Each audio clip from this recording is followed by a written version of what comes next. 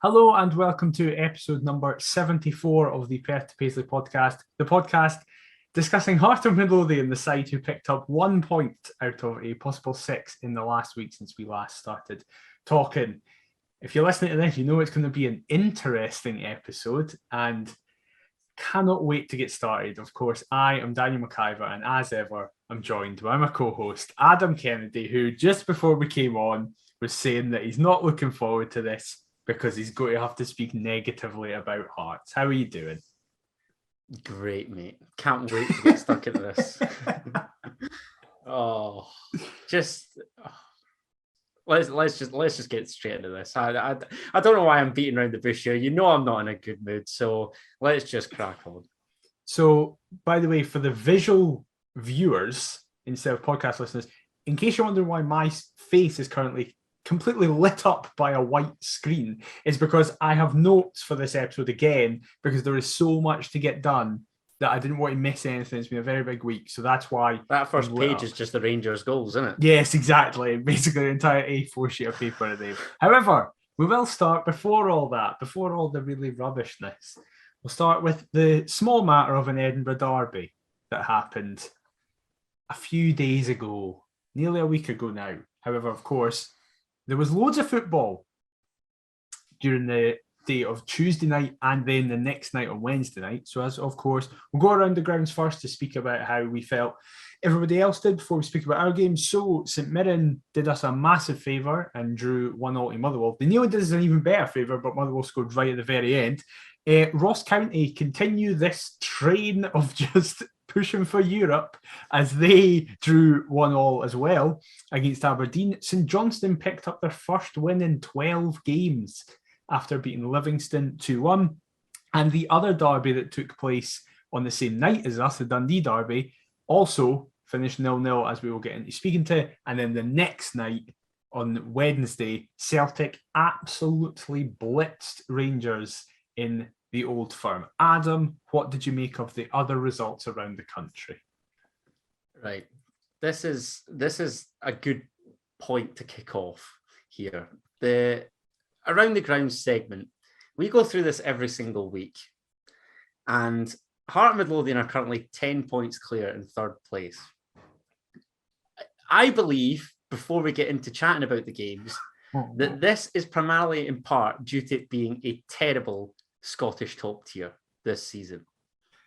And I will not hear any different. We've just talked about how St Mirren were doing us a favour with holding Motherwell. St Mirren very nearly beat Motherwell. Hibs obviously dropped points, if you will, in the Edinburgh derby against us. Dundee United were meant to be a Euro contender. They've dropped points to bottom of the league Dundee, albeit it's a derby, and it's one of two terrible derbies, quite frankly. I'm not having that this is a particularly astounding achievement by Hearts. It is because we're here, but in reality, you argued last season quite a lot that we're top of the championship and that we'd win the championship comfortably because of teams below us taking points off one another on a consistent basis. I feel like that's kind of where we are here, albeit we're better than most other sides, like we were better than everybody else in the championship, but still not quite great. So, I didn't expect to get this early. I'm sorry. If you want me to talk about the games, I mean, it's fine. It's fine. So, I agree with the first half of your point. I don't think anybody can argue that the league this season isn't particularly great. Yeah, isn't great. I think most people are saying that. Obviously, Hibs and Aberdeen are both in a transition. Dundee United are in a weird. Dundee United are in such a weird place. I have no idea how United were great till COVID hit. Then they went on a bit of a shit run, and they've not quite recovered, despite signing the league's top scorer at the time, who's yet to bag a goal for them. So that sort of speaks volumes as to where they're at. I agree with you. I think Motherwell are fourth, and I can't imagine that Motherwell's budget is. It certainly won't be bigger than Hibs or Aberdeen's. I'll be surprised if it's bigger than Dundee United's either. So it speaks volumes about Motherwell that they're pushing for a Euro spot, but yet they're closer to Ross County in 10th at the time of recording than they are us in third. So that's the point I want to pick you up on.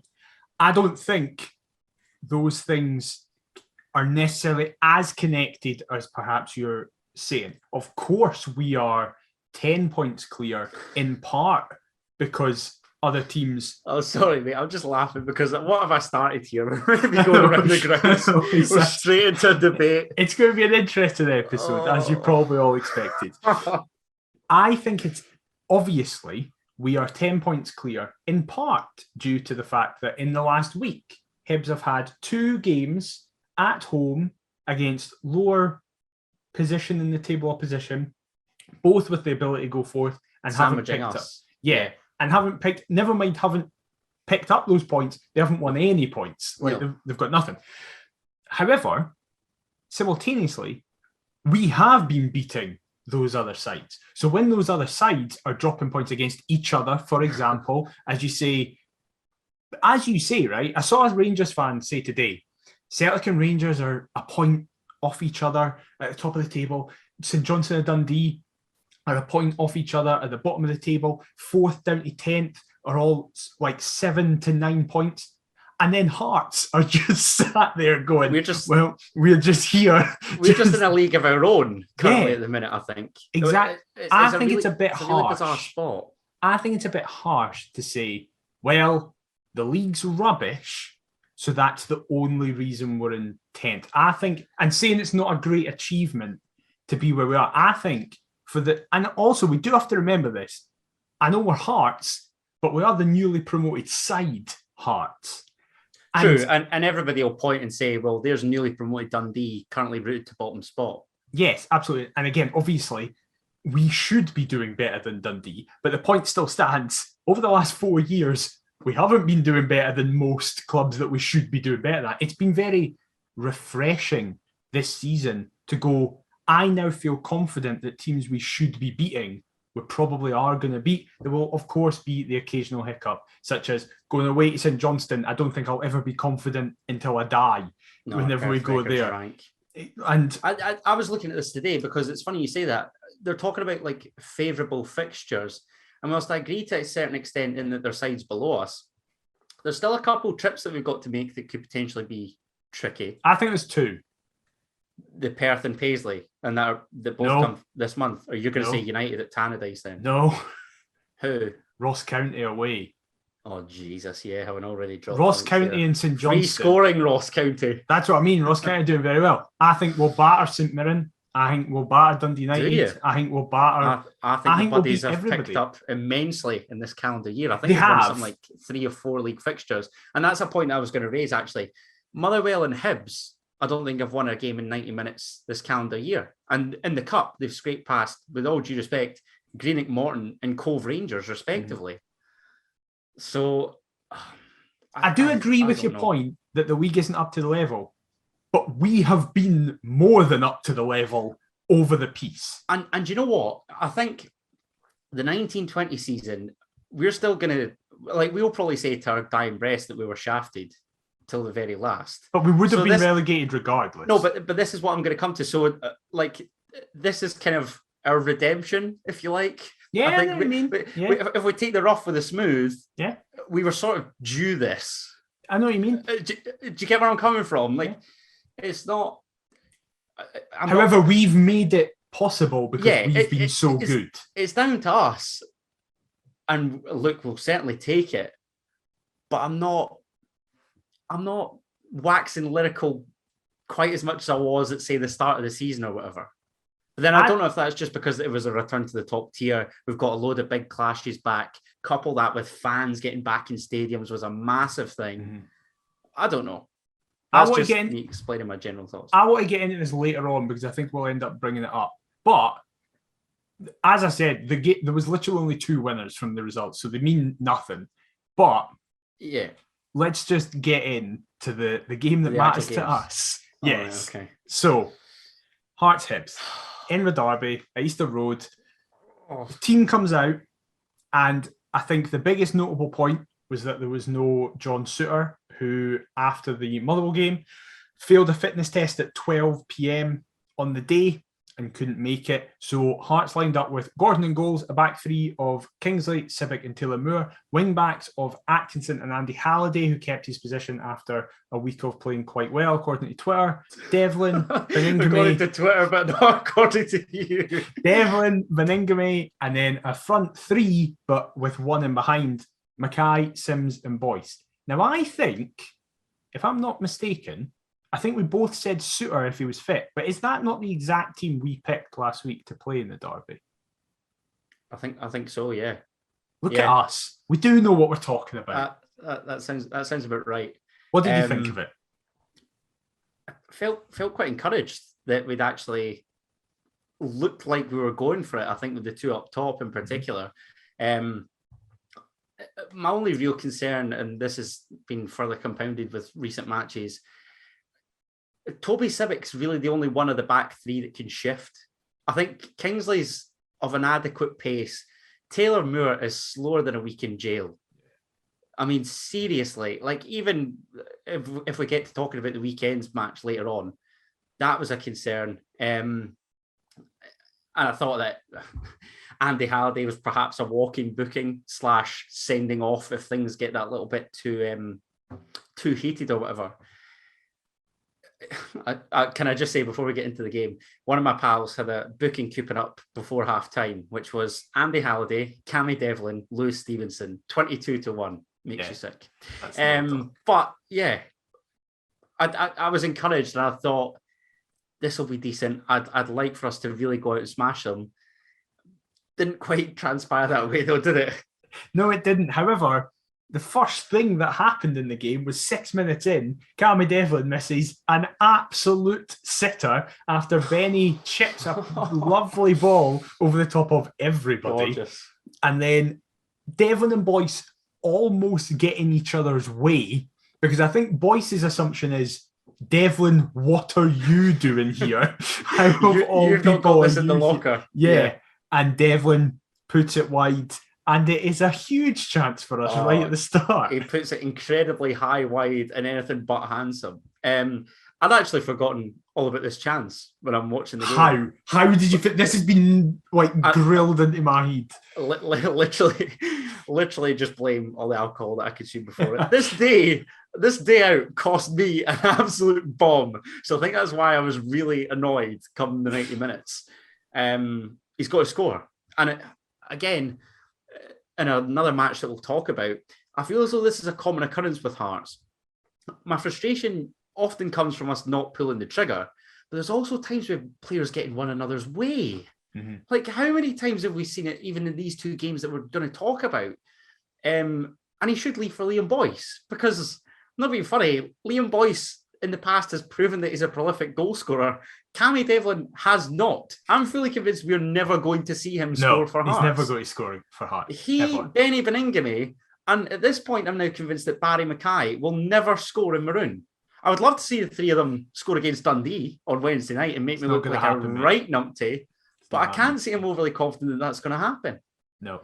And then for the next 10 minutes, it was all Hibs. It was great. Loved it. Yeah. Right in front of us. Fantastic. 12th minute, Hibs nearly score from a free kick, but it's flagged offside. Anyway, then... Hold on a second. Don't skip on. How does Kevin Nisbet miss? It's unbelievable. He hits it onto the woodwork and then hits off of him and somehow wide. My jaw dropped. I was literally astounded that he missed. Well, how did they not sell him it's unbelievable. Years ago? It's crazy. Or rather, last season. I was going to say 2-3 years ago.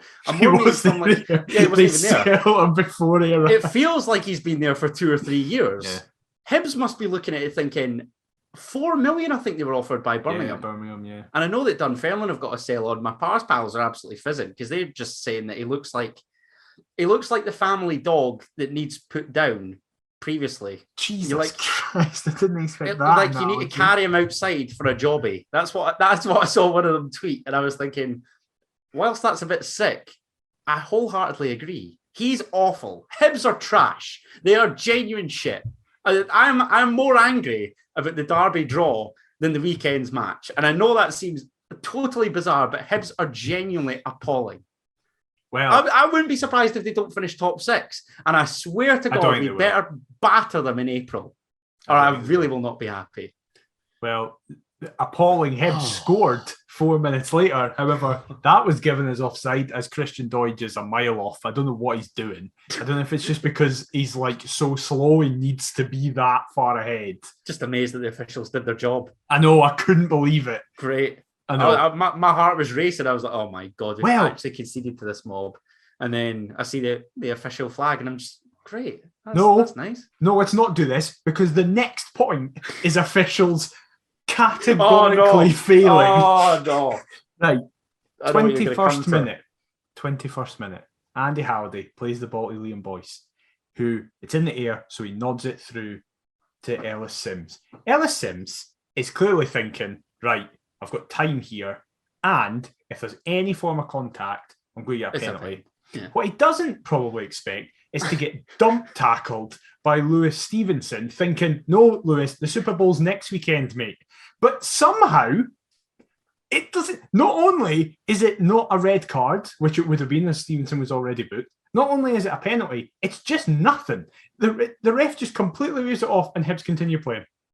I can't even... who was the official? Was it Nick Walsh? Oh, I can find out right now. Why am I saying I don't Go know? and tell me. It doesn't really matter because they're all as bad as one another. But what I will say is, at first glance, obviously being up the other end of the ground, I just assumed that it was, I think as John Robertson put it in commentary, a coming together. Then I see the replays and get loads of text saying that it's an absolute stonewaller. Lewis Stevenson literally headbutts Don Robertson. Don Robertson, there you go, one of the worst. Yep. Ellis Sims is literally headbutted by Lewis Stevenson. How he cannot spot that, it's actually astounding. And you expect the linesman to be able to give the referee a hand every so often. Neither show any interest. Neither does the fourth official. How can between the four of them, none of them see that? It's a stonewaller, a second booking, like you say, and a penalty kick, which changes the entire complexion of the game, given we're up against 10 men. My only frustration at that point as well was Hibs had a goalkeeper that hasn't played above League One level and a couple Derby debutants sort of in midfield and at the back. And we hadn't put them under pressure for the best part of a quarter of an hour, 20 minutes. That was the real annoyance. I mean, the Hibs goalkeeper, I found out, literally has the exact same birthday as me. I mean, to the day on the very year. So that's great. There's your pointless bit of information for today. I'd be papping my pants if I was told you're going to start in the Edinburgh Derby and go, having not made a senior appearance for the club. Yeah, but that's why you're not a professional footballer. You don't have the mental fortitude. That's what it is. That's it. And like we've previously touched on, I couldn't hit a barn door over the banjo. So there you go. You don't need to if you're a goalie, though. Fuck it. You just need to be able to jump. No, but you were talking about what prevented me from becoming a professional I think it's all up there. Absolutely everything, mate. Literally everything stopped me becoming one. But I'll happily slew everybody from the stands. What an absolute arsehole. Well, from then, we actually finished the half much stronger. As 4 minutes later, Atkinson and Mackay link up on the far side before the former smashes the ball across the face of goal. But Boyce can't. Yeah, it's really well done. Boyce can't get there. And then the 44th minute, Boyce gets a shot at Dabrowski. However, he palms it kind of forward. He just pushes it. And Sims is completely over the ball and heads it over. And then just he's before actually half time, stood in a really unlucky position. Sims. I know that's probably one of the better chances. But if he's a couple steps back, he probably nods that over him. It's just unfortunate the way that it's landed. I don't think we'd really done enough, to be honest. I mean, a couple opportunities, but again, nothing really. Right at the end of the half, where Devlin hit an effort just over the bar from the. Well, that's what I was going to come to. I think the better chances were probably down toward the Hearts fans in that second half, albeit again, one or two maybe that Big Sim should score. But I've got to be honest, it was an absolutely abysmal game of football. Really, if that's meant to be 2 Euro contenders. Then again, that highlights my earlier argument that this league really is rank rotten. I think the quality in terms of, I think there was individually some excellent performances, but in terms of the quality of the game, no one seemed to be able to get a foothold on it. Can I just say, I said it on the night, Toby Civic He was outstanding. Oh, unbelievable. Just swept up absolutely everything that came his way. Was by far and away our best player for me. I saw lots of Kingsley shouts as well. Yeah. And I saw a few Atkinson shouts. This speaks volumes, doesn't it, really, that 2 of the 3 that I've just mentioned there were part of that back 3. And Atkinson was still a defender. I know he was still a wing back, but he's still a defender. So what does that say about the lack of offensive quality in the match as a whole? Well, the second half starts, and actually I thought, see, watching the game at the time, obviously you're caught up in the emotions of it, so you're obviously going to have different opinions in the days following. Watching these highlights back, I actually am less annoyed about the game. I know you're saying you're more annoyed about the derby than the Rangers game. I'm less annoyed about this one because I think at the time I was like, this isn't good enough. We've not been good enough generally. We've not created chances. Then when you see the highlights, because I watched both the Hearts TV and the Hibs TV highlights, because there's a time, obviously, where you're thinking, well, it's your own club's highlights. They're going to favour... Yeah, so they're going to be... Yeah. Absolutely. More biased or whatever. But they were almost identical videos. The videos themselves were almost identical. And we had... Because after the 21st minute, I think Hibs had one shot, and that was at the very end. It took them until the 82nd minute to have a shot on target. That was the Ewan Henderson one where he's testing Gordon from distance, isn't he? Yeah. I'm with you. To be honest, I didn't think we had that many chances on the night. And then I see the highlights back and I'm thinking, you know what? On another day, we'd probably take a couple of those. Yeah. Which is then again why it adds to my frustration, because Livingston went there the previous weekend and come out with a 3-2 win. They had a different goalkeeper, though, who was absolutely shocking. If Macy plays, we win that 3 or 4-0. Do you think? Yeah, because we get both penalties on a different night, and I don't think Macy's saving either of them. And 2 of the Dabrowski saves from Sims, which I'm about to get to, I think are excellent saves that I don't think Macy makes. Well, St Mirren just won 1-0 there at the weekend as well, and we're better than St Mirren. Yeah, absolutely. I know I've talked about St Mirren's rich vein of form, which will no doubt keep building as we approach the Paisley fixture later on in the month. The Hibs conceded because of their own fuck-up. It was completely against the run of play. To be fair, they were lucky they didn't concede from their own fuck-up on the night. That back pass... absolutely. Yeah, it's insane. But wait, we'll get to that because there's 3 Sims. There's 3 Sims chances, as I said.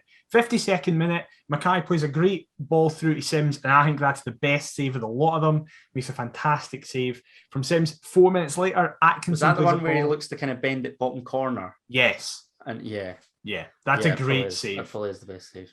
4 minutes later, Atkinson plays a ball over the top that Sims, I don't think, expects to get, but Stevenson misjudges the flight of the ball, so it goes completely over them. Sims kind of snaps at it. It's another good save by Dabrowski. And then 10 minutes later, in the 72nd minute, Sims runs into the box before Dabrowski makes another save. That frustrated me. That was the greedy one, I think, because of I the still tight think angle that he's at. I understand why he's shot there. But again, my complaint is probably more from people not offering better options. Mm-hmm. Like, he probably feels as though that was the case and opted to take the shot. So can I really fault him? Probably not. I'm just sort of nitpicking and, again, general frustration. Then, as you just said, 87th minute, can I just quickly mention, because it's the guy who plays the back pass, I did not understand the praise that Rocky Bashiri received. If you are saying to me that he was Sean Maloney's first choice over Toby Sibic, Sean Maloney shouldn't be in management, because he was shocking. You're smoking milk if you genuinely believe that. I actually thought Big Porteous was their best player apart from the keeper, which was really annoying. Yeah. It was very, very frustrating. To answer his question, no, Ryan Porteous, I certainly do not look happy.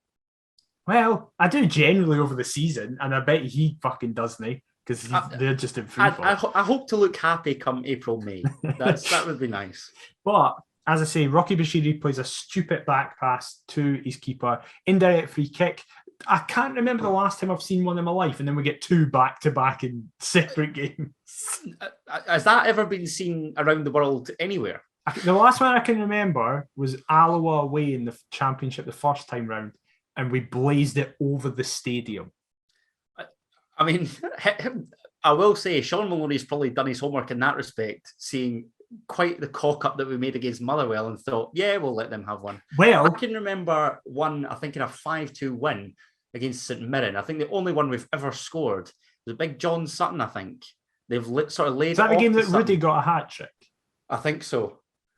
I think. Oh I think yeah, so. I think we did actually. I think you're right. I think Sutton smashes one home. So that just shows how long ago it was. That's probably the only one in Hearts history that I can ever recall.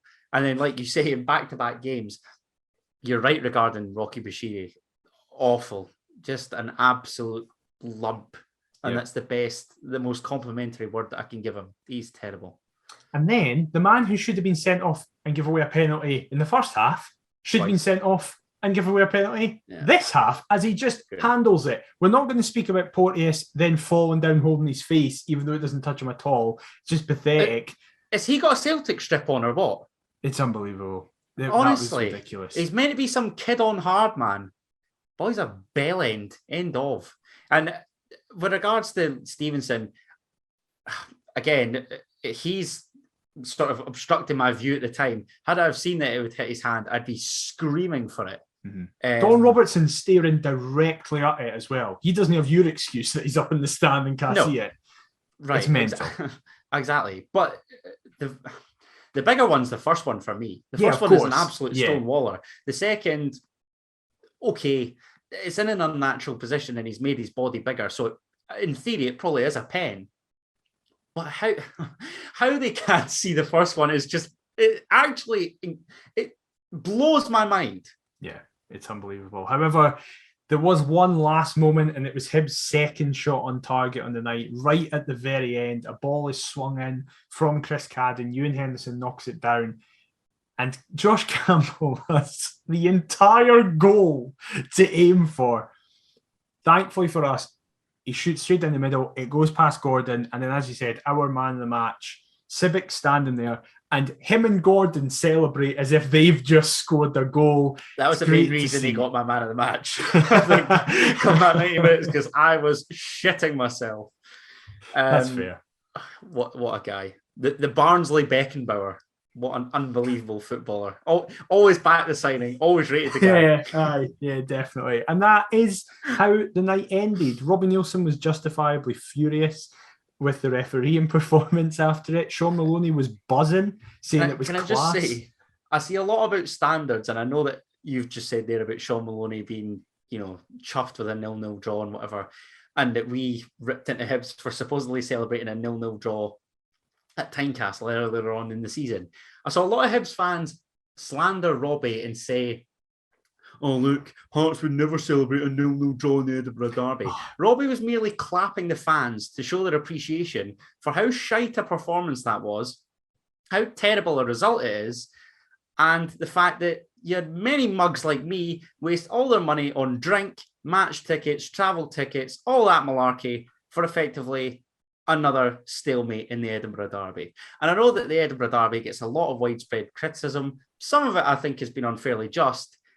But that performance, that derby, on the whole, I can see why people slew it. I thought the first 0-0 was miles better as an entertaining game. What's interesting, though, is I've seen more neutral fans prefer that one because there was the 2 penalty drama, last minute goal line clearance, very much a tale of two halves. One side was better in the first half, while the other side was better in the other half. Both sides could have won it. I think the quality was bad, but I can understand why a neutral would enjoy that. Yeah, I see what you mean. I agree with you that it wasn't a good game for us, but I think from a neutral, probably more dramatic. Investment, yeah, I can see where you're coming from. But I don't know. I think I'm more frustrated. I don't know. I'm more frustrated with the one at Easter Road because I feel like either side could have really nicked it at tiny as well. Mm-hmm. Well, if officials had done their jobs, we get at least 2 penalties. Yeah. And that can change the game. And at least 1 red card. But I don't want to say it's all ifs and buts because I agree. I can't say that. Yeah, you can't say that in regards to awful officiating. You can say that for chances missed and go, well, a player who's not done it, there's no guarantee. But like a Stonewall penalty, that shouldn't just be like, well, we didn't do it. VAR. Get it in. We need it so badly, man. I just prefer competent people in their jobs, and that goes from right at the top of the SPFL to officials within the game. And So many people. I speak about this on a weekly basis. You Yeah. you just need to rewind a couple and have a look, and you'll find some rant from me. I constantly get told, because I've always been in favour of VR.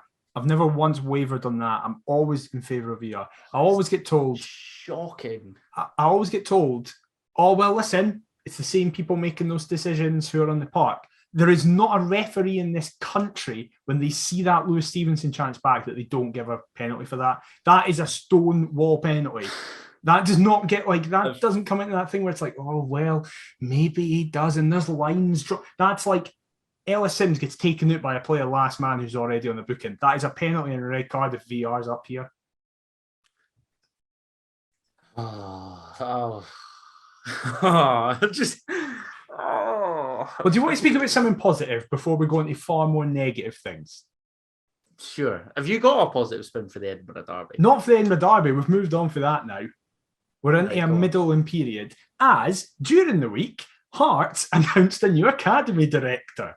So, this does have the potential to be quite positive, actually. Yeah, thanks. So, that's good. Frankie, let's just cast away from that nonsense. Yes. I want to forget about that game. I want to forget about both derbies this season. They've been terrible.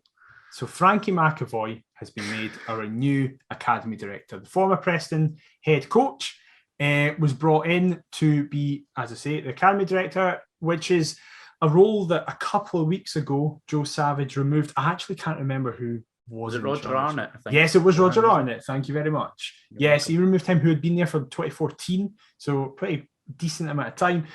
Joe Savage told the Hearts website that this isn't an appointment we wanted to rush, and in Frankie, we've got the right person for what is a very important job. I'm lucky enough to have known Frankie for a while, having worked with him in both Scotland and England. And he's a top operator with so much high-level experience. He ticks every box, having coached at youth level and helping to get young talent into the first team with Hamilton, right the way through to coaching in the Premier League and managing in the Championship.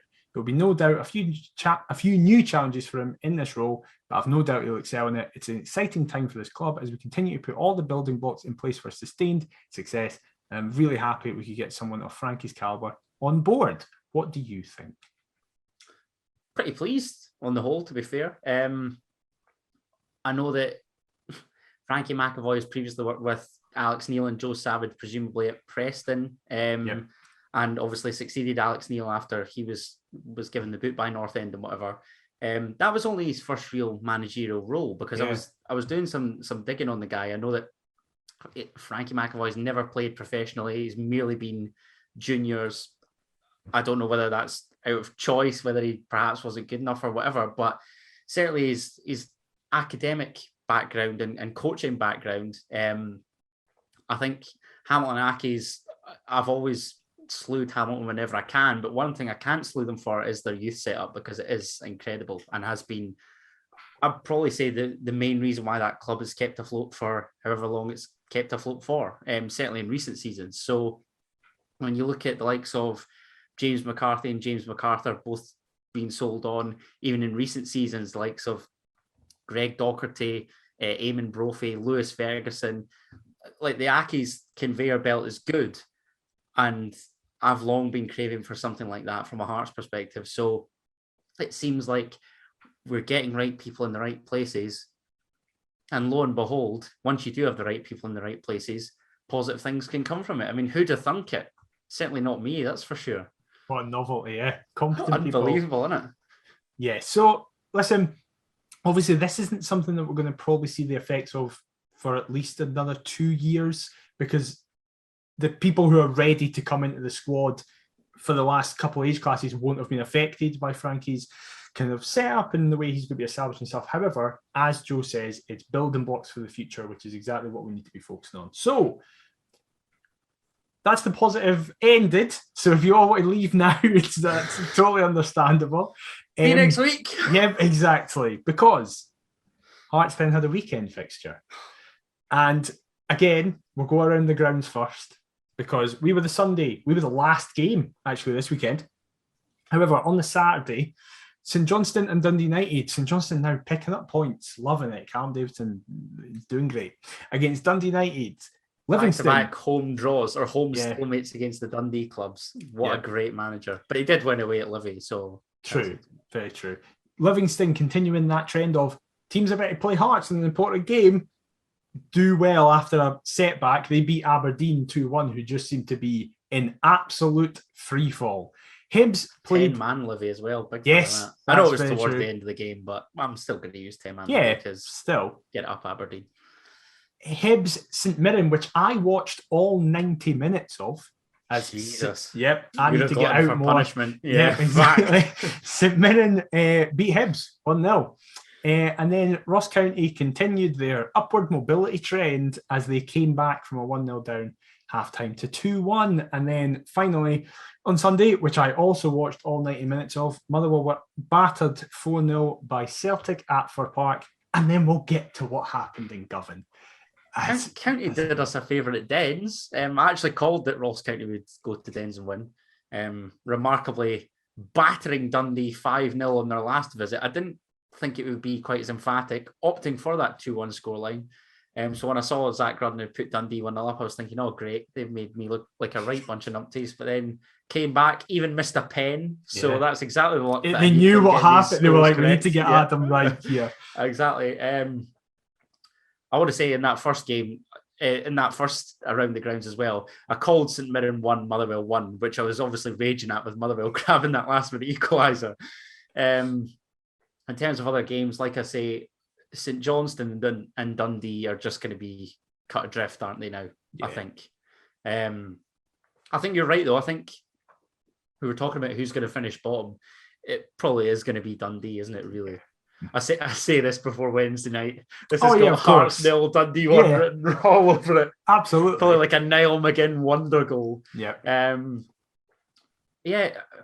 you know what? Hibs were just Hibs. This is the thing, right? Added to the derby frustration. You're going to say that Hibs were good. No. What I'm going to say is Hibs were good for 20 minutes. Hibs, at half-time, they changed system. Hold on a second. You're not going to say that Sean Maloney was wrong when he said that they should have won 5-0, are you? Maybe I am. There's maybe a sneaking suspicion I'm going to say that that's fucking mental.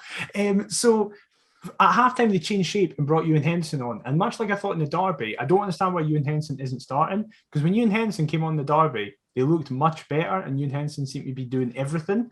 He's annoyingly quite a good wee player, Ewan Henderson. I didn't realise they have an obligation to buy as well when this loan. Yeah, that is just going to get exercised. I think it's something like a 3.5 year deal or something. It's something or have they signed him but sort of loaned him until I don't know. It's a weird one. Anyway, he came on at half time and for a 15-minute spell, he looked really good. Jack Annick put in a performance that I'm wearing a Newcastle top. I never saw him put in a performance like that for Newcastle, where he did really well. You'll have that in a couple of weeks in Paisley, don't you worry. Oh, yeah, nothing sugar. He made a load of good saves, and you were just thinking, oh, Hibs are going to break the deadlock here and they'll be fine. Then Jake Doyle-Hayes just does the weirdest thing ever and just Connor Rowland capitalises. And he still thinks he's got a St Mirren shirt on. Yeah, I don't know what he's doing. But from that moment, Hibs just seemed to shit themselves and go, oh, we'll go back to passing it about. And that new Jasper boy came on, and all he did was be fast. And if you were just listening to the Hibs game, you'd think Jasper came on and scored 5 with the way that the Hibs commentators were speaking about him. And judging by his Instagram story, which I've seen everywhere on Twitter, I mean, the guy's a baller. Wow.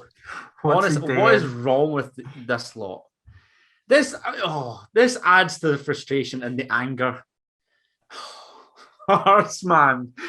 Why? I didn't think it would be a drubbing like many Jambos expected at Easter Road. I did have us to win 1-0. I thought it'd be tight, but I just needed that goal. Can I just say that I've picked up the exact amount of points. We've picked up, the exact amount of points I predicted that we would. 1. From the 2 games? I predicted 1-1 and 4-0. And I was almost spot on. I think I predicted 3-0 Rangers at the weekend. So when they got the third, I was like, oh, this is looking quite... I think it was Kamara. I was like, oh, yeah, I might actually be onto one here. And then we fell apart like a deck of cards. But again, just needed... If we been given one of those pens and Boise maybe tucked one away... Hey, just saying. Right, anyway, our game. As I say, before do we have to talk about this? Yes. Let's just talk about other stuff. How's work? Are you looking forward to Dundee? Exactly. So Hearts travelled through to Govan to Ibrox. And again, the notable omission was John Souttar, who I am telling you now will play against Dundee. Guaranteed. Nothing sure. He is going to play on Wednesday, but he didn't play on Sunday as Hearts made a couple of changes. We lined up in the kind of usual 3-4-3 system, which we've moved away from in a couple of games. It didn't appeal at that at the time when you saw the names, but no, it didn't. It didn't at all. But it ended up being that way as it was Gordon in goals. Same back five, barring the fact that Andy Halliday dropped out for Alex Cochrane. Beningame and Devlin in the middle, and then a front three of Boyce, Mackay, and Aaron McInnes coming in to play on the wide right. When you saw the team, there was very clearly different views within the Hearts Twitter sphere. Yes, you could say that. What did you make of it? I was thinking, thank God I'm working. I'll stick this on Sky Go, but I expect the laptop to be turned off fairly soon because that appeared as though it was going to be a 5-3-2, sit in, try and get the ball to Barry Mackay to find Liam Boyce in an advanced area and just hope that Boycey bags one. I was not. I'd rather we'd played that selection. I wish we played that system. I was going to say, you say this now. But I thought we were playing that system and was happy. Because my reaction was, I understand why Ellis Sims has been dropped because he played 400 minutes in 9 days. And I was like, he's not the Terminator. Like, he needs a break at some point. However, then you go, well, he was able to play a half, so why couldn't he play the first half? But I guess the argument is, Robbie was thinking, get a half-time 0-0, which he almost did in fairness. Change the complexion of the game. Yeah. Well, did we? Because we conceded after 11 minutes. But in the sense of, it was 1-0 at half-time. No, of course, we're still in the game. But let's be frank, had Ryan Kent had his shooting boots on, it would be different. 3-4 down. When Easy. I saw that team, I thought it was a midfield three. Yes. Of Benny, Cammy, and Aaron. Because I was like, that makes sense. Barry Mackay supporting Boyce in attack. Yeah, I thought exactly the same.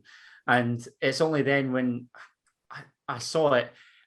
Robbie has chucked Aaron McInnes sort of on the right before. Was it County on Boxing Day? County on Boxing Day, and then he came on against Dundee United and he played wide left as well. That's right, because we had that bizarre front three at attack. Oh. Who am I? Oh, no, I'm thinking of the bizarre. No, you're thinking of Halliday, McInnes, and Woodburn or something. Something like that, aye. Oh, Jesus. It was like GMS more playing on as a him 9 later on. Jesus. Yeah. Some nonsense. Yeah. But yeah, Aaron McInnes is not a wide player. Josh Ginnelly came on, so why? Start Ginnelly. Yeah, if he's fit enough to be on the bench, then surely he's fit enough to start. But then Robbie's probably thinking exactly like you said there.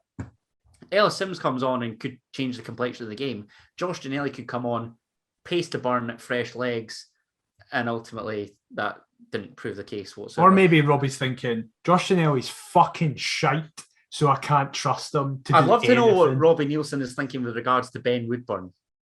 Oh, we'll get to him in a minute. We'll get to him because I have fucking things to say about Ben Woodburn. However, that's great. I'm glad that we share the same viewpoint because it's going to become a therapy session every week. I feel because I was annoyed with him at Easter Road. Just countless away displays. We'll get to it.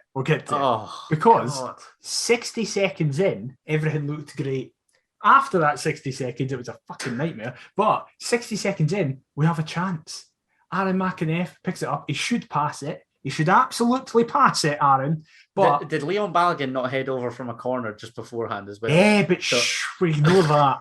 It doesn't matter that they had two corners right away. It's fine. That's an encouraging start. You've got to love it. Yeah.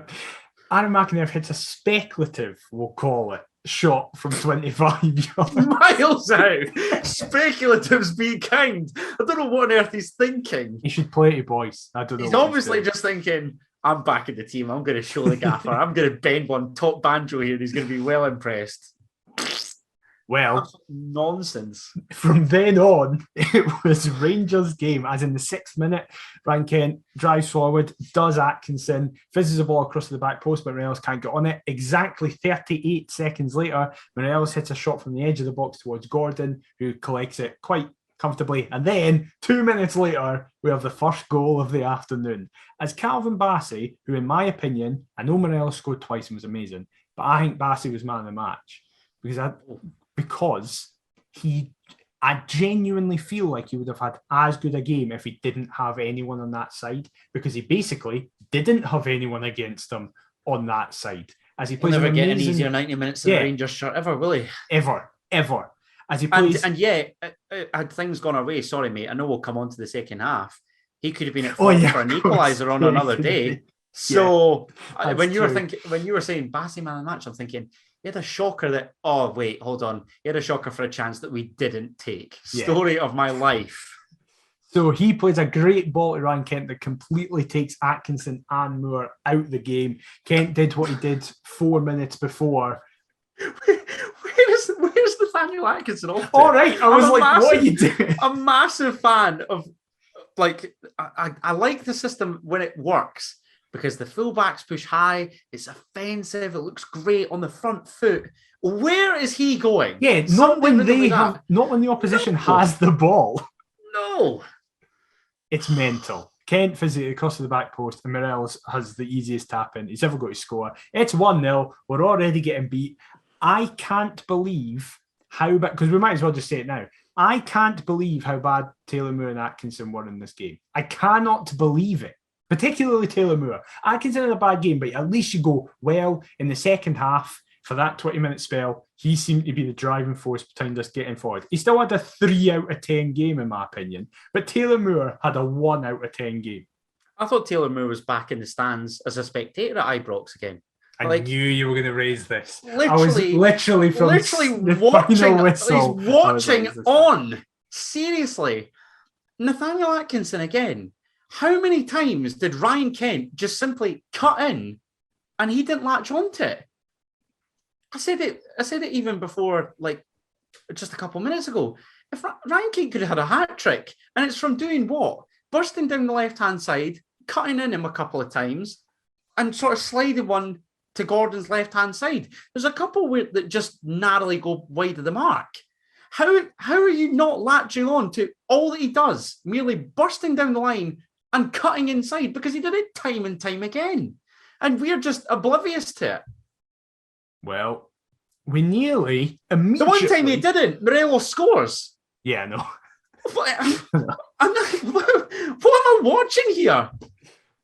We have almost immediately get back in the game, however, as Barry Mackay, the one thing he did all afternoon was he plays a fantastic ball into the box, and Aaron McInnes gets in Boyce's way and it hits his shin. And lands just like Easter Road. Yeah. Get out the way. Yeah. Can I just say, I'm delighted that you've said that that's the one thing that Barry Mackay did, because everybody knows a massive advocate of the signing when it happened. I've dubbed Barry Mackay a magician, and there's been times where he has literally played like his foot is a wand. However, he did a disappearing act for the last 2 games because I don't know where he's been. My dad was like, I think he's still getting a wage for Rangers after that performance. But then when we're as passive and we're just merely onlookers to that Rangers performance for the first 45, I can't really fault him for not being in the game, because you'd be lucky. It's such a carbon copy of a Hearts performance in Parkhead. The attacking players are stranded, expected to defend from the front. That's never ever the case. And it's merely left to the defensive midfield, who just get ran absolutely ragged for the best part of 45 to 90 minutes. It's great. Love it. It was so predictable. Fantastic. Well, for the following kind of 6 minutes to 25 minutes, it was very much that. In the 17th minute, Joe Aribo goes very close after a breaking play where it just goes past far post. He was unlucky with that. He was very unlucky with that. Top player, Joe Aribo. I was delighted to see him. And, well, I say delighted to see him. Delighted to not see Nigeria win it, because then they'd have been dubbing him the Messiah. Yeah. And it's good to know that Arnold Doom and Cameroon won it whilst Doom was with us, and Aribo obviously didn't. So get it round you, Nigeria. Well, I have a few Rangers fans on that bothered. Oh no, they were ecstatic as soon as Nigeria were knocked out because they've got the best player back. Exactly, yeah. As you said, Ryan Kent in the 24th minute misses a huge chance from 6 yards where I have no idea how he doesn't hit the target. It's not like even like Gordon makes a great save; he just misses second the of goal. about 3 or 4. Yeah, it was unbelievable. From the same thing. Yeah. And then, to be honest, nothing else happens for the rest of the first half. And listen, we were not great that first half, right? However, but we're still in the game. We're still in the game. You go, right, listen, this has been bad. We can't seem to pass 3 balls. Aaron McEneff was atrocious in that first half. I'd actually thought that it was going to be a carbon copy of the one each earlier on in the season. Where I know what you mean. They blitzed us first half, but we've done enough remarkably to still be in the contest, and we've just taken one of few chances. Yeah. So then when they don't happen in that second half, that's the difference, isn't it? Really? Well, it's just. That being said, I mean, I say that I don't then expect us to collapse like a deck of cards in that second half as we did, and you'll no doubt touch upon. Cannot wait to discuss all the Rangers goals because it was great fun to watch. Well, initially it looked really good because at halftime Ellis Sims did come on for Aaron McEneff, and that had to be the change. Yeah, Aaron McEneff was terrible. I know you can't really judge players against the old firm, but he's not doing himself any favours of wanting to get a starting place in this side with the last couple of performances he's had when he's come on. I know with his greed a minute into the game. Yeah, exactly. You just calm yourself. It's not. I mean, if you're that bloody good, you'd be starting every week. It's as simple as. Yeah. Ellis Sims came on and was head and shoulders above any other Hearts player on that park for the remaining 90. He was so much better than everybody else. However, as I say, we actually got into it quite quickly. In the 46th minute, literally 35 seconds, Kingsley puts quite a speculative cross in, and you think it's completely dead, but Atkinson, with his pace, manages to get in behind, and he should cut it back to Sims, who could score with his first touch, but he goes for a shot, and then 38 seconds later, for the second time in 2 games, Cammy Devlin, this is so much worse, misses an absolute sitter. As you said, Calvin Bassey with a really poor touch, and it allows Devlin to get in. And I would rather Craig Gordon in that position than Cammy Devlin. He chips McGregor. He does what you should do. He chips McGregor and somehow misses the target. Cutting back to that beforehand, just want to say, absolutely adore Stephen Kingsley. Simple as. Atkinson, from the tight angle, it's not the best of chance or best of chances. What is the best of chances is that Devlin miss. And it's all right saying in the press conference leading up to the game, these are the matches you want to play in, like 50,000. We thrive on these big arenas. It's all right getting your missus there, getting her to watch you kick ball at Ibrox. Oh, look at me, fantastic. But come on, focus. Like, how does he miss that? Can I also say, what does Peter Haring have to do to start a game? Well, this is the thing. Nielsen clearly does not rate him. Otherwise, there'd be a new deal on the table and he'd be starting in recent weeks because Devlin has been honking. I'm sorry. For me, it goes Benny, Big Pete, Cammy, Devlin. He's got a lot of making up to do for me because in the big games, I can appreciate his enthusiasm, his want to win, he's pressing constantly. But at times he's leaving the others isolated and it's not fair on them if they don't have that exact same work rate. I feel as though he could complement somebody else perfectly. And you could argue that he and Benny complemented one another perfectly in the early parts of the season. Well, at home they do. No, at home they do. At home, Benny and Devlin are like, I can't remember who said it. I feel really bad that I'm forgetting who said this. Arguably in our lifetimes, right, there has been no better midfield 2 at winning the ball than Benny and Devlin, right? See, when you go to get the ball, I don't think the 2 I can often think of are Gomez and Boab in that championship season where it just felt like they were everywhere. They were getting the ball the whole time. Then obviously you go to like when Hartley was there, he had to kind of do the job of 3 guys because Rudy was not going to help him at all. I'll tell you who I thought was underrated for us in regards to that respect. I know he was an absolutely useless footballer, but Big Big Morovic in like the 2010-11 season. Yeah, I know what you mean. He was just in there to do a job. Technically a useless footballer, but just a big unit to win the ball back, get it onto the ball players, and we can go from there. Yeah, that's fair. I'm with you. In terms of a partnership, Gomez and Wabin, yeah, but again, that was kind of broken up, wasn't it? As soon as we got promoted. That's what I mean. That championship season, Gomez and Wabin. As an actual partnership. But don't be praising them too much, because I'm about to have a big but here. I think they are one of the worst partnerships at doing anything with that ball. Oh, 100%. So this is why... In the final stages, that's why Robbie then upgraded and got Arno Doom or whoever. I don't think it's easy to say it goes Benny, Haring, Devlin, because for me, they're all totally different players. And Haring's...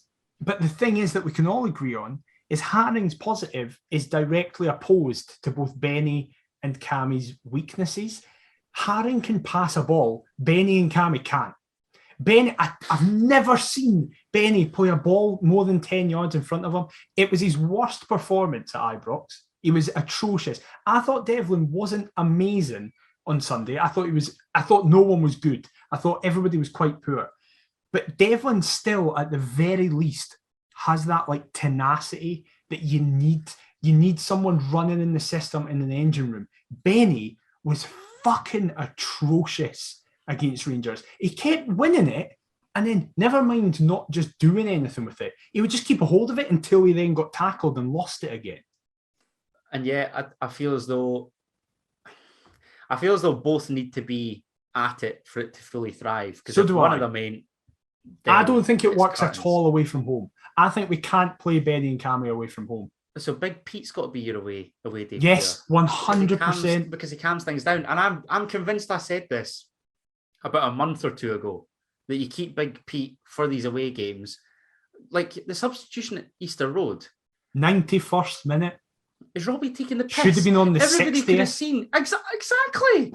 I was going to say about the 70th minute, even beforehand. Yeah. Calm things down and try and dictate a wee bit. I'm like, why leave it so late? As I said, I've said this at the start of the season. I am going to be more annoyed when Haring leaves at the end of the season than Suter. You know he's not going to get a new deal. Because Haring's is totally avoidable. We should be offering him a deal and going, what do you want? You're Robbie still one of the best players. It's unbelievable. It's so obvious to me now. There's something that Big Pete has done, and I can't for the life of me work out what it is. Is it because we're merely looking at young sellable assets now? I don't know. I think he wants his midfield to be more mobile. I'd keep Big Pete around for a couple of years, easy. So would I. Anyway, we didn't take the chances, and Rangers then take their chances. Shock horror. Yeah, exactly. So, 63rd minute, it's a throw-in for Rangers, and both Benny and Devlin are a mile away from Morelos. I've no idea how there's this pocket of space for Morelos. He does get very lucky. Kingsley's really unlucky. Yeah. And then it's a great finish past Gordon, where he's in step, edge of the box, and it's 2-0. Bends it right in at the top banjo, doesn't he? 9 goals in 8 games against Hearts for Alfredo Morelos. I think I heard Ian Crocker and Laurie say. Yeah. He's their version of Scott Sinclair against us. Scott Sinclair always seems to have to be his most scored team against. I'm trying to think. I mean, I think I saw somebody say. And whoever. I think I saw somebody say St Mirren were the only team he's scoring more against. There you go. That might not be right though. I knew he'd be there or thereabouts. Well, he nearly got a hat trick. What do you want me to say? I mean, he was involved in the Columbia squad. Okay, he didn't get on, but they obviously rate him to a sufficient enough standard. And the second goal is just a ridiculous finish. The first's a bit of a tap in, but it's off the ground. But I can't take anything away from the second. It's a top finish. So I want to do something a bit different. I'm going to explain the rest of the game before I get your thoughts, because they happen so quickly that we might as well speak about them. Just get my thoughts now. It's as though we just chucked it from there on in. And I don't know where the mindset comes from. Does it come from the manager? Does it come from individuals on the park? Is it because we've not got Michael Smith, Craig Halkett, John Souttar on the field. Why is there this sort of weak shite bag mindset as soon as we go 2 goals down away to Rangers? I notice this is the first game that we've conceded over 2 goals in this season. Yeah. Anthony Brown pointed that out on Twitter. But why? I don't understand the general collapse, because like you say, we get to half time still in the game. Yeah. Yes, we're 1-0 down, but we're firmly in it. And it's as though 20 minutes later, as soon as we go 2-0 down, we go, oh, do you know what? We're not going to get 1 back, so we're definitely not going to get 2 back. Well, and just then it's damage limitation. The rest of the game went as follows. 5 minutes after Morelos scored, he nearly got a hat-trick as he absolutely bodies Taylor Moore, who was shambolic. Sent him back to Bristol. And again, that was the title the last time we played Rangers. So it's all right saying we can drop Andy Halliday for these games. I don't want Taylor Moore featuring against them. Thanks. He was awful, but Gordon made a fantastic save to keep it 3. That was a great save, to be fair. Yeah, and I know I said Morelos should score, but it's an outstanding save from Gordon. Yeah. Then the last 3 goals, 71st minute, poor passing from us. Kingsley's kind of at fault. Allows Rangers to pick up the ball, plays through Glenn Kamara, who's just come out and puts it past Gordon. When was Glenn Kamara's last goal? I can't mind. It's his second of the season, so he scored this season. Probably against Stirling Albion or somebody in the cup. No, it's in the week. I don't know who it was, but it's in no idea. But my point is, he's not a prolific goal scorer, and yet he wanders through us like he's Zinedine Zidane. Yeah. Then where's Alex Cochrane sliding off to as well? No, wait now. Sorry. I have something to say about Cochrane in a minute, so keep that for the now.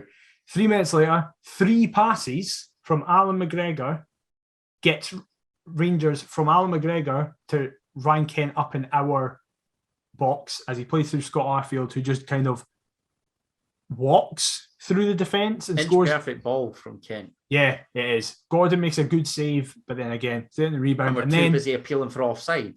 Yeah, which he's not at all. He's onside a mile. He's clearly onside. So yeah. I don't know what we're appealing for there. And it's a classic case of play at the whistle. But yeah, absolutely. We don't. And then 7 minutes later, I've just got this in the notes. Easy as fuck. Kent squares it to Sakala, who has time to take a touch. Nowhere near them. Yeah. Ryan Kent literally, he's got all the space of Govan to just roam in behind us, squares for Sakala, and as if it wasn't bad enough, the fact he's made it 5-0, then does the Morelos celebration when Morelos is elsewhere. Yeah. I want to raise Alex Cochrane. Embarrassing, man. Because I feel out of the 5, Alex Cochrane was the least to blame for this performance. I would still give him like a 4, because I don't think he did anything.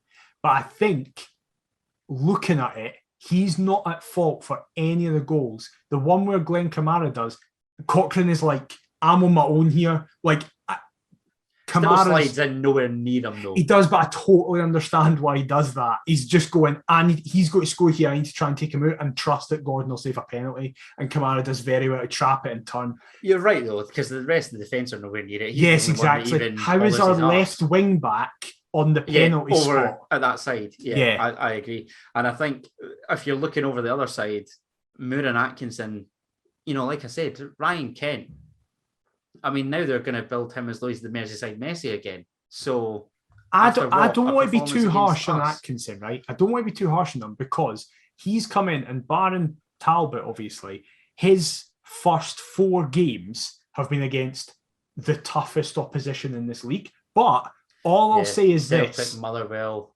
Rangers and Hibs, right? Yeah. But I will say this: so far, I'm not impressed.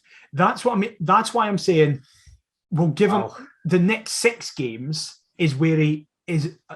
Are not the important ones because the previous 4 were the important ones. But if he can clearly up his level to for the next 6 games, it's like, all right, okay, listen, you clearly just came in at the wrong time and you played really poorly against the best teams in this league. Fine. But I'll be honest, if Smith's available for Wednesday, I'm dropping Atkinson and playing Smith. And he's not, so you ain't. But apparently he is. Is he? Because he just had a back spasm and Robbie said he was to miss 2 games and he nearly made it back for Rangers. He failed a fitness test right at the very end. What did we do to deserve Michael Smith, man? I know. But that's what I wanted to say. Michael Smith and Craig Halkett, continuously this season, we were told, listen, we need to move on from them. We need to get better. Agreed. Halkett's the big one for me. Halkett's huge. We're fucked without him. I think I'd really like to see Kingsley, Halkett, and Civic. Yeah. Civic was rubbish on Sunday, right? He was terrible. We're not getting away from this, but he wasn't as bad as Taylor Moore and Nathaniel Atkinson. No, definitely not. And it was immense in the derby and ultimately kept us in the derby. So as terrible as this sounds to say, and I'm not a fan of this phrase, he gets a pass really for that. And Taylor Moore, I actually thought Taylor Moore was excellent up until he got sent off at Fir Park. Since then, he's been abysmal. Fully agree. Absolutely abysmal. I don't remember him being as slow. His passing, piss poor. He can't turn. And we're looking at this other English centre half that Barry Anderson had tweeted out. Oh no, that guy. Yeah, the guy who's no played in a while. Who got a really bad injury. Never heard of the guy, but surely he can't be any worse than Taylor Moore. Really hotly tipped, apparently. We were in for him before Taylor Moore. That reeks of Aidy White. He was our number one choice. Then he ruptured his Achilles, so then we went to Taylor Moore. Oh, great! Well, the Hearts of old would have, as soon as he ruptured his Achilles, gone, here you go, 3.5, 4 year deal. I have seen it. It is a horrific. The guy should have been banned for several games. It's fucking awful. Jesus. But anyway, he's not. Yeah, let's get him now as he's in a boot. Get him. He'll still be faster than Taylor Moore. The current 11 are just, or that 11 was just not at it. This is the point I was going to come on to. Because Robbie says in the press all the time, or he has been saying in the press quite a lot recently about trying to catch the top two. I think for me, this was a massive wake-up call to say that we are miles off that stage. And look, my frustration comes from game plans in certain matches. I would like to see us go that little bit more gung-ho, but again, at Ibrox, it worked previously in the season by not doing that. I mean, we went gung-ho for 20 minutes and then conceded after we were doing that. Because that 20-minute period, we were pushing forward and going for it, and then they got in behind. And if we take one of those chances, then it does change the complexion of the game. I can't fault that. But I, to be honest, there's two ways you can look at this, because I thought we've conceded an early goal. We're going to be absolutely slaughtered here. Get to halftime, 1-0 down, still in the game, okay. But we've just not got that quality yet to test the Old Firm away from home. And that's where I initially was really angry at the result, but then I'm thinking, it's a work in progress. We're just up from the Championship. There's building blocks being put in place. We are going to get there. And we've said for a little piece that we don't really believe that we're the finished article anyway. No. So did you really expect any different come Sunday? Well, I predicted 4-0 loss, so I predicted us to get back. We both predicted us to get battered. Right. That's my point. So I can't really be that upset, albeit the manner in which we lose 4 of the goals isn't good enough. Yeah. And it highlights that we perhaps have a strong 11. It's merely beyond that, where we still need a couple adequate, acquisitions to get us that little bit higher. That's the thing. We have the best squad in the league out with the Old Firm, because it's been proven over 20 whatever games 25 I think so far, something like that. I can't remember. We've proven that our squad is better. So yeah, you're right. We need a better squad to push the Old Firm, but that is, in my opinion, at minimum 5 years away. What we need to get in these 5 years, and the only way that's 5 years away is if for the next 5 years straight we finish third, which I don't think we will do. But I was going to say, what happens come the end of this season if we get to, say, the conference group stages? This is the thing. It's the most heart of Midlothian thing possible. We've been shit for years. Then the one time where it's crucial for somebody to get third, we go, this is our chance, lads. We've been rubbish for ages. We just took a year off of the championship. Screw the last decade. This is the one. Yeah, this is now. And you couldn't have asked for a better year for us to get it together. Can I just say, the most heart of Midlothian thing was not, and nobody could have predicted it, was not foreseeing the one season to be rubbish, coronavirus hitting, and then the league shutting down, and then we get relegated. That was the most heart of Midlothian thing ever. This is the most unheart of Midlothian thing ever. It's actually we've actually got our shit together. Yeah. But this is the thing. So I was saying this throughout the week, and people like yourself and Anthony Brown kind of confirmed what I said. Oh. So if we finish third, if anybody finishes, whoever finishes third, and either first, second, or third win the Scottish Cup. I was going to say, due to the likelihood of either of the Old Firm, possibly even ourselves, but I'm not holding my breath. No, winning the Scottish Cup. But if the top three, one of the top three, whoever that is, wins the Scottish Cup, third gets put in the Europa League qualifying. If they then fail that, so if they don't qualify... It's a playoff, isn't it? Yeah, it's a playoff. So you're essentially a tie away from the groups. I think it's 2 ties. I think it's 2. Sorry, a two-legged affair. Yeah, a two-legged affair, yes. You then, even if you fail that, however, you drop into the Europa Conference League group stages. As like safety net. Yeah. Actual group stages where... We've not been in a group stage for, 20 years? Roughly, yeah. Where if before a football is kicked, you get £3 million.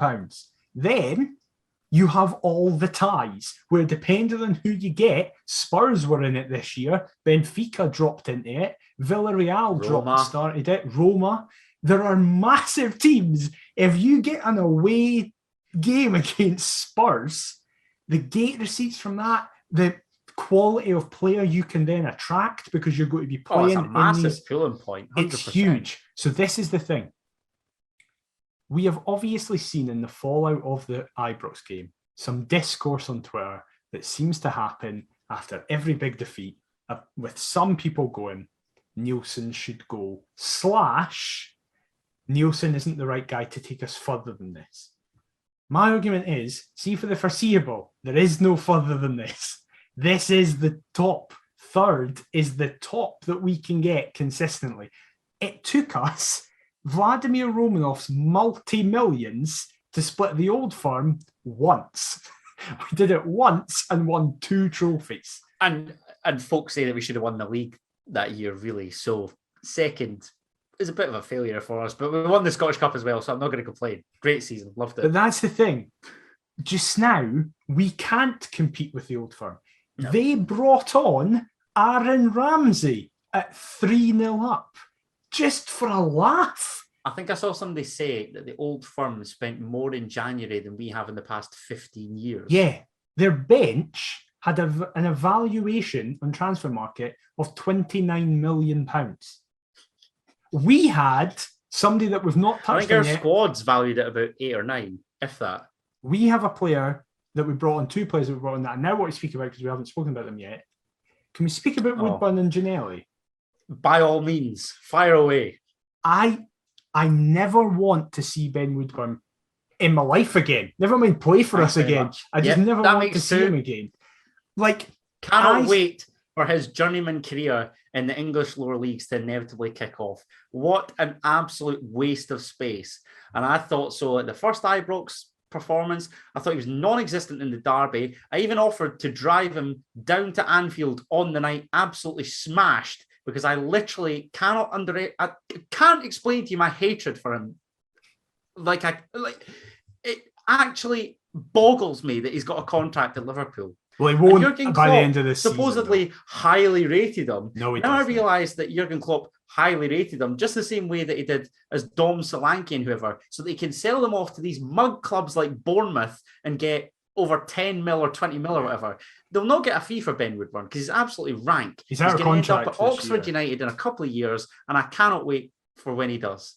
Absolute pish, waste of space. The most I got annoyed in that 5-0 game was his chance at the end, where Ellis Sims holds the ball up. We haven't really spoken about Sims, and I feel a bit bad because he was easily the best player on the day. He just offered something. We can praise Ellis Sims when he scores against Dundee and or Livingston. What we can praise in this one moment is he did very well up against Balogun. He holds it off. You can check out the programme as well for those 2 games. We'll get to that. We'll get to that in a minute. Hey. He holds up the ball against Balogun. He chops inside and plays it to Ben Woodburn on the edge of the box. And you just think, just fucking hit this, Ben. Just hit it, mate. It doesn't matter what happens. And what he tries to do is bounce it to juggle it over Goldson's head. Goldson then just takes a step forward, clears it, and Woodburn falls over, acting like he's been fouled. I went absolutely ballistic at him. I wanted him sent off. Blaming his teammates for him effectively losing the ball. Yeah. I lost my shit as well. I wanted him sent off for diving. I was so furious at him. I cannot believe that I've had shouts of him being, or me being a doppelganger of him. That is comfortably the worst. Same footballing ability. I think I'm better than Ben Woodburn. Yeah, I think you are as well. I genuinely think I'm better than Ben Woodburn. Somebody can't physically tell me that I could do a worse job than he can. Yeah. I can't run the length of myself, but I guarantee I put more of a shift in than he does. Unbelievable. Prick. Unbelievably bad. So just before we finish there, I wanted to touch on Woodburn because I felt like I know he wasn't on the park for the longest time, but it can't wait till he's so given the nod in midweek and inevitably bags a hat trick. I won't celebrate. No, neither will I. If Ben Woodburn scores, I will just go, right, okay, Hearts have scored. Good. I'm not happy with him. I genuinely might do it. I'm just me on my own. Don't care. He's a wanker.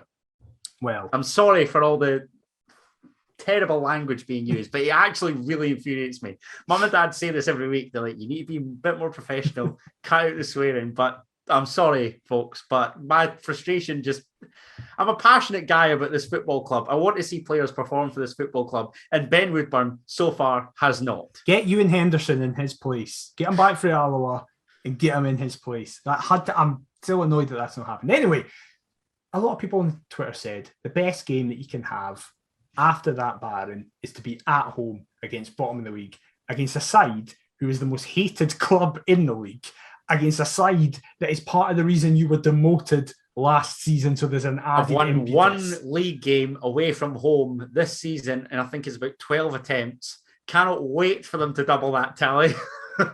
Well, as you just seem to hint at, how are you feeling against Dundee? Confident. We're going to absolutely pump them. I think we're bad them. The Tynecastle game still really annoys me to this day. Jason Cummings is now kicking a ball down under, and he scored the equaliser that day. Yeah. I think we could do them. We won't.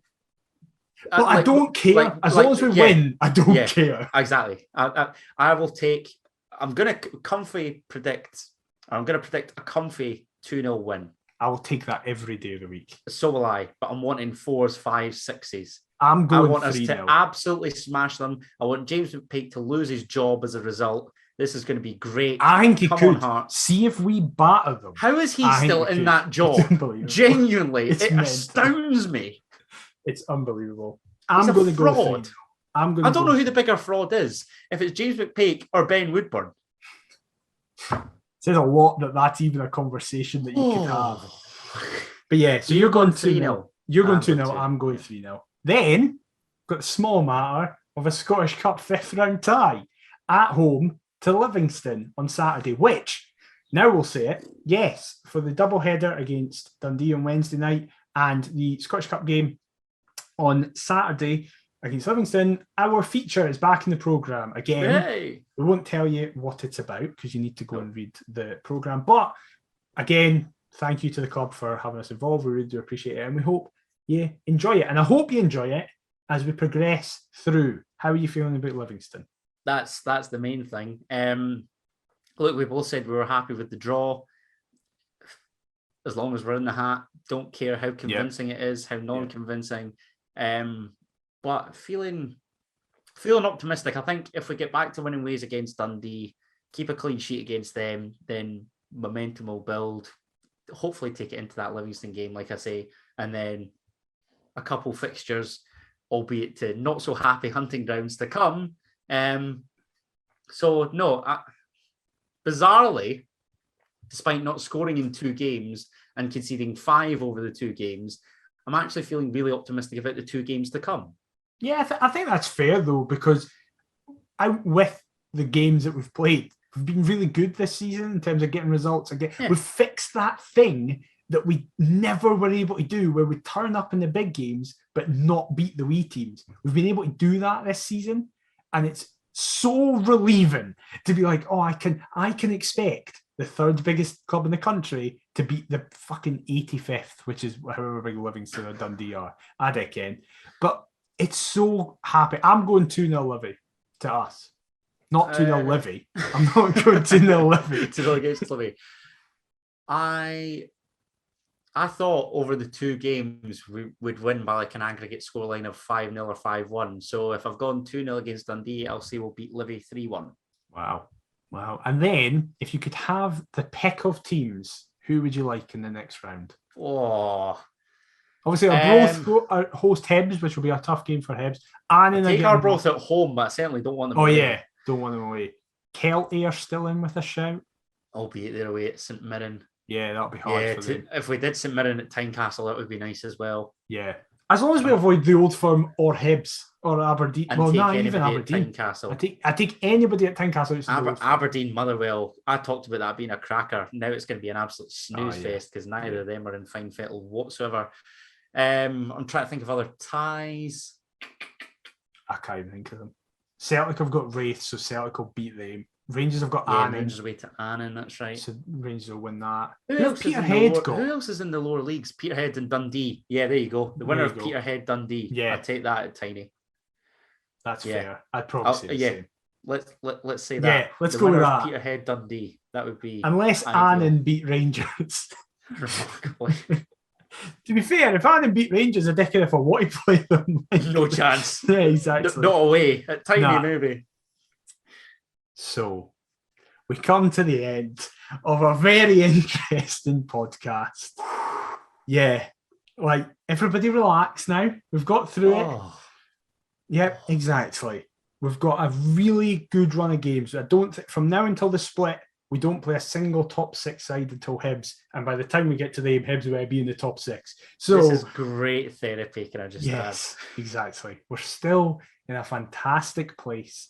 We're having a fantastic season. It's been a bad week, but it's probably been the first bad week of the season. And considering we're in the first week of February, and this time last year we were about to get beat off Brora, draw against Arbroath and lose to Queen of the South, I think everybody would have taken that this time last year. This New Year syndrome that this podcast develops, where my two biggest rants have probably come on about this week. Yeah, probably. Both 2021 and 2022. Yeah, that is probably true.